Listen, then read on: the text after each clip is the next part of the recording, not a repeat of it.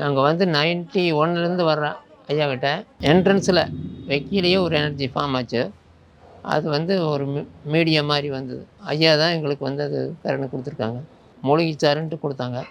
அது யூஸ் பண்ணி சைனஸ் சுத்தமாக கிளியர் ஆகிடுச்சு. அதுலேருந்து நாங்கள் கண்டினியூவாக 20 இயர்ஸ் அவன் இருந்தாப்படி.